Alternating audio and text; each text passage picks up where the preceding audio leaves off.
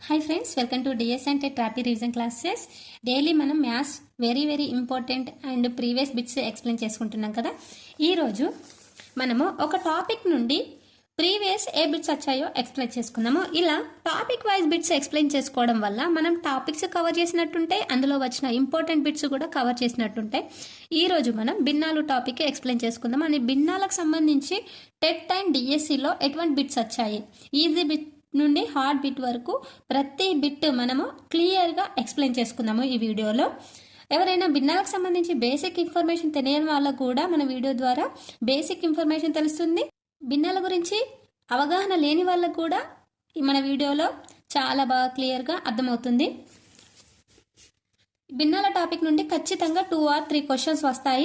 Video skip చేయకుండా total video చూడండి, ఎందుకంటే భిన్నాల నుండి ఖచ్చితంగా టెట్లో బిట్స్ వస్తాయి. భిన్నాల టాపిక్ వెరీ ఇంపార్టెంట్. ఒకసారి చూద్దాం. భిన్నం అంటే ఏంటి? భిన్నం అనగా మొత్తంలో కొంత భాగాన్ని భిన్నం అంటారు. ఇప్పుడు 5/7 ఉంది. 5/7లో మొత్తంలో కొంత భాగం అంటే మొత్తం అంటే 7, అందులో కొంత భాగం 5. ఓకే, మొత్తంలో కొంత భాగాన్ని భిన్నం అని అంటారు. ఇందులో సజాతి భిన్నాలు ఉంటాయి, విజాతి భిన్నాలు ఉంటాయి. మరి సజాతి భిన్నం అంటే ఏంటి? ఒకే హారము కలిగి ఉన్న భిన్నాలని సజాతి భిన్నాలు అంటాం. అంటే 4/7, 5/7, 8/7 ఈ విధంగా ఉన్న వాటిని సజాతి భిన్నాలు అంటాం. అంటే హారాలు, ఇది లవము, ఇది హారము. హారాలు ఒకే హారం కలిగి ఉన్న భిన్నాలను సజాతి భిన్నాలు అంటారు. మరి విజాతి భిన్నం అంటే ఏంటి? విజాతి భిన్నం అంటే వేర్వేరు హారాలు కలిగి ఉన్న భిన్నాలను విజాతి భిన్నాలు అంటాం. అంటే ఇప్పుడు 5/9, 7/8, 6/11 ఈ విధంగా వేర్వేరు హారాలు కలిగిన భిన్నాలను విజాతి భిన్నాలు అంటాం. నెక్స్ట్ ఏం తెలుసుకోవాలంటే, భిన్నాలలో లవహారాలు ఒకే సంఖ్యతో గుణించిన లేదా భాగించిన దాని విలువ మారదు. అంటే ఎగ్జాంపుల్, భిన్నాలు ఉంది. ఇప్పుడు 2/3 భిన్నం ఉంది. దీన్ని మనం ఒకే సంఖ్యతో గుణించినా లేదా ఒకే సంఖ్యతో భాగించినా దాని విలువ మారదు. ఇప్పుడు ఈ భిన్నాన్ని మనం 2తోని గుణిస్తున్నాం, 2తోని భాగిస్తున్నాం. ఇలా భాగిస్తే దీని విలువ ఏంటి? 2 2 4, 3 2 6. దీని విలువ మారిందా అంటే 2/3 విలువ 4/6 వచ్చింది. మళ్ళీ దీన్ని క్యాన్సిల్ చేస్తే 2/3 వస్తుంది కదా. కాబట్టి భిన్నాలలో లవహారాలను ఒకే సంఖ్యతో గుణించినా లేదా భాగించినా దాని విలువ అనేది మారదు. ఇప్పుడు ఈ 4/6ని మనం ఈ విధంగా కూడా రాసుకోవచ్చు, 10/15 అని కూడా రావచ్చు. ఎందుకంటే ఇప్పుడు 2/3 ఉంది, ఇంటూ 5 ఇంటూ 5, 10/15 ఈ విధంగా కూడా రాసుకోవచ్చు. దీని విలువ అనేది మారదు. ఇంకో పాయింట్ ఏంటంటే, ఒక భిన్నంలో లవహారాలకు ఒకటి తప్ప మరే ఇతర ఉమ్మడి కారణాంకం లేకపోతే ఆ భిన్నం కనిష్ట రూపంలో ఉందని అంటాం. భిన్నాలకు కనిష్ట పూర్ణాంకాలలో సూచించాలి అన్నట్టు. అంటే ఎప్పుడైనా భిన్నాన్ని కనిష్ట పూర్ణాంకాలను సూచించాలి. అంటే భిన్నానికి ఒకటి తప్ప మరి ఏ ఇతర ఉమ్మడి కారణాంకం లేకపోతే అది భిన్నం కనిష్ట రూపంలో ఉందంట. ఇప్పుడు 2/3 అనేది కనిష్ట రూపంలో ఉంది. దీనికి ఎటువంటి ఉమ్మడి కారణాంకాలు లేవు. ఇప్పుడు ఈ విధంగా ఇందులో భిన్నాలలో రకాలు చూద్దాం. ఫస్ట్ది క్రమభిన్నం.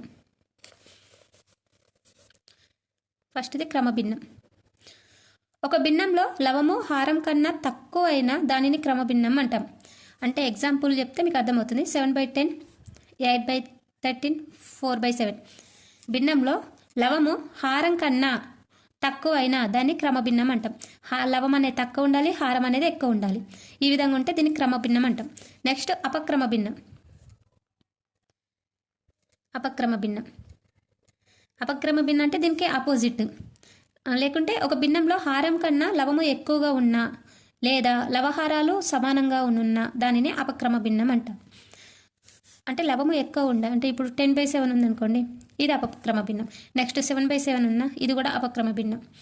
అపక్రమ భిన్నం విలువ 1 లేదా అంతకంటే ఎక్కువ ఉంటుంది అన్నట్టు. ఇప్పుడు 10/7 ఉంది, దీని విలువ ఎంత ఉంటుంది?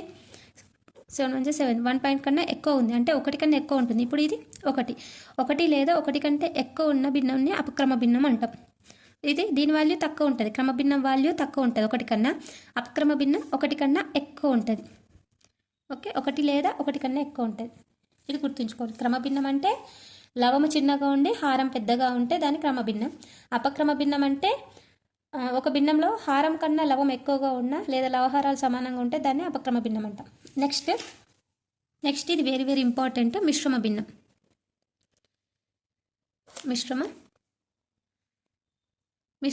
మిశ్రమ భిన్నం అంటే ఏంటంటే అపక్రమ భిన్నంకు రూపాంతరాన్ని మిశ్రమ భిన్నం అని అంటాం. అంటే ఎగ్జాంపుల్ ఎట్లా అంటే, అపక్రమ భిన్నం అపక్రమ భిన్నం ఉంది కదా, దీనికే రూపాంతరాన్ని మిశ్రమ భిన్నం అంటాం. ఇప్పుడు ఎగ్జాంపుల్ ఇంతకుముందు 10/7 తీసుకున్నాం కదా, ఇది ఒక అపక్రమ భిన్నం. నెక్స్ట్ ఒక 7/3 తీసుకున్నా, దీన్ని ఇదేంటిది అపక్రమ భిన్నమే, ఎందుకంటే లవం పెద్దగా ఉంది, హారం అనేది చిన్నగా ఉంది. దీన్ని ఏ విధంగా రాయాలి మిశ్రమ భిన్నంగా అని అంటే 7/3 ఉంది కదా, ఈ విధంగా మనం డినామినేటర్ డివిజన్ చేయాలి. 3 1s 3, 3 2s 6, ఎంత మిగులుతుంది 1. కాబట్టి దీన్ని అపక్రమ భిన్నంగా ఏ విధంగా రాయాలంటే ఇక్కడ 2 ఉంది కదా, 2 శేషం 1 ఉంది కదా, 1/3 భాగఫలం ముందేసుకోవాలి, శేషం లవంలో భాగించేది 3 డినామినేటర్లో 2 × 1/3. ఇది ఒక మిశ్రమ భిన్నం. 7/3 యొక్క రూపాంతరమే ఇప్పుడు 2/1/3 అయింది. అంటే అపక్రమ భిన్నం యొక్క రూపాంతరం మిశ్రమ భిన్నం, ఇది గుర్తుంచుకోవాలి. నెక్స్ట్ అదేవిధంగా ఇప్పుడు ఇక్కడ 10/7 ఉంది కదా, 10/7ని మిశ్రమ భిన్నంగా ఏ విధంగా చేయాలి, 7 7 1s 7, 3 వచ్చింది, 1 3/7. ఓకే, అపక్రమ భిన్నం యొక్క రూపాంతరం మిశ్రమ భిన్నం. నెక్స్ట్ క్వశ్చన్ ఆన్సర్స్కి వెళ్ళిపోదాం. ఇక ఇది భిన్నాల యొక్క ఇంట్రడక్షన్. సహజాతి భిన్నాలు, విజాతి భిన్నాలు, క్రమ భిన్నం, అపక్రమ భిన్నం, మిశ్రమ భిన్నం, ఇవి తెలిస్తే మనము భిన్నాల నుండి ఈజీగా చేయగలం ప్రాబ్లం. ఎగ్జామ్లో తరచుగా ఇచ్చే బిట్ ఏంటంటే, ఇప్పుడు 2 భిన్నాలు ఇస్తారు, 2 భిన్నాలు ఇచ్చి అందులో ఏ పెద్దది, ఇందులో ఏది పెద్ద భిన్నం అని అడుగుతారు. లేకపోతే లీటర్లలో ఇచ్చి ఆ విధంగా అడుగుతారు. నెక్స్ట్ ఆరోహణ క్రమం ఇచ్చి అవరోహణ క్రమం ఆ విధంగా రాయమంటారు. భిన్నాలలో ఆరోహణ క్రమం, అవరోహణ క్రమం అది చాలా చాలా ఇంపార్టెంట్. దానికి సంబంధించిన ట్రిక్స్ నేను ఈరోజు వీడియోలో ఎక్స్ప్లెయిన్ చేస్తాను. ముందు ఫస్ట్ క్వశ్చన్ 2/7 అండ్ 6/8లలో 6/13 వేసుకున్నాం. 2/7, 6/13లలో పెద్ద భిన్నం అలా పెద్దది ఏది అని అడుగుతున్నారు. మరి ఏ విధంగా చేయాలి? 2/7 6/30లో పెద్దది ఏ విధంగా చేయాలంటే 2/7 6/13, 13 2s 26, 7 6 42. ఇందులో పెద్ద భిన్నం 6/13. ఈ విధంగా చేయాలి. ఇక్కడ నుండి ఇటు ఇంటూ చేయాలి, ఇక్కడ నుండి ఇటు, ఈ విధంగా చేస్తే ఈజీ ట్రిక్. ఇందులో పెద్ద భిన్నం అనేది 42 వచ్చింది కాబట్టి 6/13 ఇస్ పెద్దది.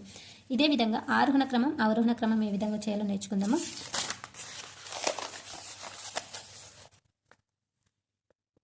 1/5, 2/7, 5/4, 4/10 ఆరోహణ క్రమంలో రాయండి. ఆరోహణ క్రమం అంటే ఏంటి? చిన్న నుండి పెద్ద వరకు. ఇక్కడ ట్రిక్ కూడా ఆరోహణ అంటే ఎన్ని లెటర్స్ ఉన్నాయి? 4 ఉన్నాయి. 4 అంటే చిన్న నుండి పెద్ద వరకు. అవరోహణలో 5 లెటర్స్ ఉంటాయి. 5 లెటర్స్ ఉన్న పెద్ద నుండి చిన్న వరకు. ఈ విధంగా గుర్తుంచుకోవచ్చు. ఇందులో ఆరోహణ క్రమం తెలియాలంటే ఫస్ట్ 1/5, 2/7, 5/4, 4/10 న్యూమరేటర్ల అన్నిటికీ 0 అప్లై చేయాలి. ఒక్కదానికి అప్లై చేస్తే భిన్నంలో మార్పులు వస్తాయి కాబట్టి అన్నిటికీ అప్లై చేస్తున్నా. ఓకే, ఇలా అప్లై చేసిన తర్వాత డినామినేటర్తో క్యాన్సిల్ చేయాలి. 5 1s 5 2s 10, next 7 1s 7 2s 14, 7 3s 21 కాబట్టి 7 2s 14. 14 అంటే ఇక్కడ 20కి 14 తీసేస్తే 6 మిగులుతుంది, 2.6. నెక్స్ట్ 4 1s, నెక్స్ట్ ఇక్కడ 1 మిగులుతుంది, 4 2s 8.2. నెక్స్ట్ ఇక్కడ 0 0 కట్టి ఆన్సర్ కాబట్టి 4 మిగిలింది.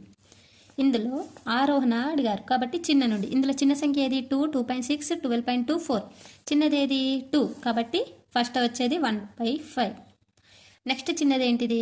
2.6 అంటే 2/7. నెక్స్ట్ 4/10. నెక్స్ట్ 2.6 కాబట్టి 2/7. ఇది ఆరోహణ క్రమం. ఈ విధంగా చేస్తే చాలా సింపుల్ ట్రిక్ అండి. నెక్స్ట్ టెట్లో ఇటువంటి క్వశ్చన్స్ చాలాసార్లు అడుగుతారు. ఒకసారి చూడండి. రహీం ఒకరోజు ఒక పుస్తకంలోని 3/4 భాగం మాత్రమే చదివాడు. ఇంకా అతడు చదవవలసిన భాగం ఎంత? ఇది టెట్లో చాలాసార్లు అడిగిన క్వశ్చన్ అండి. ఇటువంటి క్వశ్చన్సే ఇస్తారు భిన్నాలలో, లేకుంటే ఆరోహణ క్రమం, అవరోహణ క్రమం, లేదా ఇటువంటి క్వశ్చన్స్లో లీటర్లలో ఇస్తారు. మళ్ళీ ఏది పెద్ద భిన్నము ఏది చిన్న భిన్నము, భిన్నాలలో వచ్చే క్వశ్చన్స్ ఇవే, ఖచ్చితంగా ఇవే రిపీటెడ్గా వస్తున్నాయి. కాబట్టి జాగ్రత్తగా వీడియో స్కిప్ చేయకుండా టోటల్ చూడండి. రహీం ఒక రోజు ఒక పుస్తకంలో 3/4 భాగం మాత్రమే చదివాడు, ఇంకా అతడు చదవాల్సిన భాగం ఎంత అని అడిగారు. అంటే ఒక రోజు ఒక పుస్తకంలోని అన్నాడు కాబట్టి ఒకరోజు ఒక పుస్తకంలో 3/4 చదవాలి. ఒకరోజు ఒక పుస్తకంని ఎంత భాగం చదివాడు? ఒక పుస్తకంలో ఇంత భాగం మాత్రమే చదివాడు. టోటల్ ఒక బుక్లో ఇంత భాగం చదివాడు, ఇంకా రిమైనింగ్ ఎంత చదవాలి అని అంటారు. కాబట్టి 1 నుండి -3/4 తీసేయాలి. ఇంకా అతడు చదవాల్సిన భాగం ఎంతనో తెలుస్తుంది. ఇక్కడ 1 - 3/4 చేస్తే డినామినేటర్ ఏం లేదు కాబట్టి ఇక్కడ 1, ఇక్కడ ఎల్సిఎం ఎంత అవుతుంది? 4 అవుతుంది. కాబట్టి 1 × 4 1 × 4 4 - 3/4 అవుతుంది డినామినేటర్ టోటల్. కాబట్టి ఇంకా తను చదవాల్సిన పోర్షన్ ఎంత? 1/4. దీన్ని ఏ విధంగా చేయాలంటే ఇంకా ఈజీగా, ఇక్కడ ఒక పుస్తకంలో 3/4 చదివాడు అతను. 3/4లో ఇంకెంత అయితే ఫిల్ అవుతుంది? ఈ కొంత భాగం మొత్తం. ఇంకా 1/4 అయితేనే కదా ఫిల్ అవుతుంది భిన్నం మొత్తం. కాబట్టి రిమైనింగ్ పార్ట్ ఎంత? 1/4. ఈ విధంగా డైరెక్ట్ చూసి కూడా పెట్టేయచ్చు ఇటువంటి ప్రాబ్లమ్స్. నెక్స్ట్ క్వశ్చన్, లీటర్లలో క్వశ్చన్ అని చెప్పాను కదా, ఆ క్వశ్చన్ ఎక్స్ప్లెయిన్ చేసుకుందాము. ఇక్కడ ఒకసారి క్వశ్చన్ చూడండి. లీటర్ పాల ధర రూపాయలు 14 × 1/2 అంటే 14.5 అయినా 5 లీటర్ల పాల ధర ఎంత అని అడుగుతున్నారు.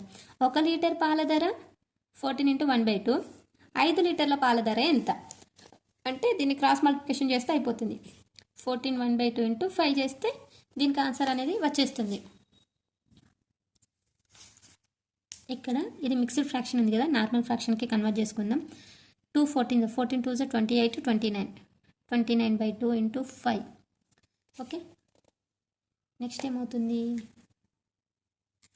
29 5 5 9 45 10 4 145/2. కాబట్టి దీన్ని 2తో డివైడ్ చేస్తే 2 7 14 5 ఉంది, 2 2 4 కాబట్టి 1 మిగులుతుంది. పాయింట్ పెట్టుకుంటే 0 2 5 10 72.5. ఆన్సర్ 72.5 ఈ విధంగా వస్తుంది. 5 లీటర్ల ధర 72.5. 72.5 ఒక్కొక్కసారి 72.5 అని ఇస్తారు, లేకపోతే 72.1 72 1/2 అని కూడా ఇవ్వచ్చు.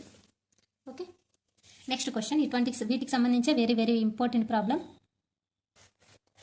ఇది చాలా ఇంపార్టెంట్ బిట్ అండి. ఈసారి ఖచ్చితంగా టెక్లో వస్తుంది ఇటువంటి బిట్. 2 భిన్నాల మొత్తం 4 2/3, అందులో ఒక భిన్నం 3 × 1/2 అయినా మరొక భిన్నం ఎంత? 2 భిన్నాల మొత్తం ఇంత అన్నారు అంటే ఒకటి భిన్నం x ఒకటి y అనుకుందాం. అందులో ఒక భిన్నం ఇచ్చారు 3 × 1/2 అయినా మరొక భిన్నం ఎంత అని అంటున్నారు. దీన్ని ఏ విధంగా చేయాలంటే 2 భిన్నాల మొత్తం 4 × 2/3, అందులో ఒక భిన్నం 3 1/2, ఇంకొక భిన్నం ఎంత? x అనుకుంటున్నా. ఓకే, 2 భిన్నాల మొత్తం ఇదొకటి ఇది 2 భిన్నాల మొత్తం ఇంత అయితే ఒక భిన్నం ఇంత, రెండో భిన్నం, ఈ వాల్యూ మనకు కావాలంటే x = 4 × 2/3 - 3 × 1/2. ఎందుకంటే ఇటు ప్లస్ చేస్తుంది కాబట్టి రైట్ సైడ్ వెళ్తే మైనస్.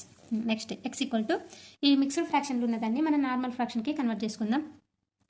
3 4 12 12 2 12 + 2 14/3 - 3 2 6 6 + 1 7 7/2. ఎల్సిఎం ఎంత అయితే 3 2 6 అవుతుంది. 6 వేసి దీని × 2 × 2 దీని × 3 × 3 14 2 28 - 7 3 21 = 28 - 21 ఎంత? 7 7/6. రెండో భిన్నం ఎంత? ఇప్పుడు x వాల్యూ ఎంత? 7/6. ఒకసారి ప్రాబ్లం చూడండి. ఇది ఆల్రెడీ డిఎస్లో వచ్చిన ప్రాబ్లం, టెట్లో కూడా ఒకసారి వచ్చిందండి. ఇది టెక్స్ట్ బుక్ ప్రాబ్లమే. ఇటువంటి ప్రాబ్లమ్స్ మనకు తరచుగా ఇస్తున్నారు కాబట్టి ఇటువంటి ప్రాబ్లమ్స్ ఖచ్చితంగా నేర్చుకోవాలి. ఇటువంటి బిట్టే కాకుండా ఇటువంటి మోడల్ ఇంకోటి ఇవ్వచ్చు. కాబట్టి మనకు వచ్చి ఉంటే మనం ఎటువంటి బిట్ అయినా మనం చేయగలుగుతాం. కానీ ప్రతి మోడల్కి ఒక బిట్ మాత్రం ఖచ్చితంగా నేర్చుకోవాలి. ఒక హాస్టల్లో 31 × 1/2 అంటే 31.5 లీటర్ల పాలు కొంటారు ఒక హాస్టల్లో. ప్రతి 1/16 విద్యార్థికి 1 లీటర్ చొప్పున పాలు ఇచ్చిన, అంటే ఇక్కడ చూడండి 1/16 16లో ఒక విద్యార్థికి లీటర్ చొప్పున పాలు ఇచ్చిన ఆ హాస్టల్లోని విద్యార్థుల సంఖ్య ఎంత అని అడుగుతున్నారు. 16 మందిలో ఒక విద్యార్థికి లీటర్ చొప్పున పాలు ఇచ్చిన ఆ హాస్టల్లోని విద్యార్థుల సంఖ్య అని అడుగుతున్నారు. ఇప్పుడు ఇది ఏం చేయాలంటే ప్రతి హాస్టల్లో 31.5 31 1/2 లీటర్ల పాల్గొంటారు.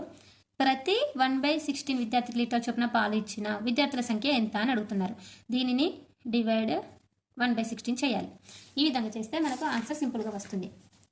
అంటే ఇప్పుడు చూడండి, ఇక్కడ మిక్స్డ్ ఫ్రాక్షన్ ఉంది. దీన్ని ఫస్ట్ నార్మల్ ఫ్రాక్షన్ చేద్దాం. నేను ఆల్రెడీ ప్రీవియస్ వీడియోలో ఎక్స్ప్లెయిన్ చేశాను. 2 ఫ్రాక్షన్స్ మధ్యలో డివైడ్ ఉంటే మనము ఏ విధంగా చేయాలో. 2 ఫ్రాక్షన్స్ మధ్యలో డివైడ్ ఉంటే దాన్ని ఇంటూగా కన్వర్ట్ చేసుకొని రెసిప్రోకల్ రాసుకుంటే ఈజీ అవుతుంది. అది ఇప్పుడు చూద్దాం. ముందు మిక్స్డ్ ఫ్రాక్షన్ని నార్మల్ ఫ్రాక్షన్ కన్వర్ట్ చేద్దాం. 31 2 ఎంత 62. 62 + 1 63. 63/2 డివైడెడ్ 1/16. నెక్స్ట్ 63/2 డివైడ్ ఉంది. దీన్ని నార్మల్ రెసిప్రోకల్గా రాసుకోవాలంటే ఇంటూ పెట్టి 16/1 రివర్స్ రాసుకోవాలి. భిన్నం తారుమారు చేసుకోవాలి ఇంటూ పెట్టి. నెక్స్ట్ ఇక్కడ చూడండి క్యాన్సిలేషన్ అవుతుంది. 2 1 2 8 16. 16 8 16 63 8 24 2 48 50 504. అంటే హాస్టల్లోని విద్యార్థుల సంఖ్య 504. చాలా చాలా ఇంపార్టెంట్ క్వశ్చన్స్ అండి ఇవి. నెక్స్ట్ ఒకసారి ఈ క్వశ్చన్ చదవండి. ఒక తోటలో 3/8 వంతు కొబ్బరి చెట్లు ఉన్నాయి, 1/8 వంతు మామిడి చెట్లు ఉండొచ్చు, మిగిలిన చెట్ల భాగం ఎంత అని అడుగుతున్నారు. ఒక తోటలో ఏ చెట్లు ఉన్నాయి? 3/8 వంతు కొబ్బరి చెట్లు ఉన్నాయి. నెక్స్ట్ 1/8 మామిడి ఉండొచ్చు, మిగిలిన చెట్ల భాగం ఎంత అని అడుగుతున్నారు. ఇక్కడ 3/8 అంటే మొత్తం 8 నుండి 8 మొత్తం భాగాలు, అందులో 3 భాగం మాత్రమే కొబ్బరి చెట్లు ఉన్నాయి. మొత్తం 8 భాగంలో 1 భాగం మాత్రమే మామిడి చెట్లు ఉన్నాయి. అంటే 4/18 మొత్తం 18 భాగంలో 4 ఆక్రమించుకున్నాయి కొబ్బరి చెట్లు అండ్ మామిడి చెట్లు. మరి రిమైనింగ్ ఎంత భాగం మిగిలింది అంటే 4/8 4 1 4 2 అంటే రిమైనింగ్ ఇంకా హాఫ్ భాగం మిగిలింది ఉండొచ్చు. మిగిలిన చెట్ల భాగం ఎంత అంటే హాఫ్ 1/2. ఇది లాజిక్ క్వశ్చన్ అండి. దీనికి పెద్ద కష్టపడిన అవసరం లేదు. 3/8 1/8 డినామినేటర్లు సేమ్ ఉన్నాయి. మళ్ళీ మొత్తంలో 3 భాగం మాత్రమే కొబ్బరి చెట్లు ఉన్నాయి, మొత్తంలో 1 భాగం మాత్రమే మామిడి చెట్లు ఉన్నాయి. దాన్ని క్యాన్సిలేషన్ చేస్తే వచ్చేస్తుంది. ఇది మీరు సాల్వ్ చేయాల్సిన ప్రాబ్లం ఇస్తానండి. ఒకసారి చూడండి ఎంతమంది కరెక్ట్ ఆన్సర్ చేస్తారో చూద్దాం. -4/9 -5/12 -7/18 -2/3 లలో అతి చిన్న భిన్నం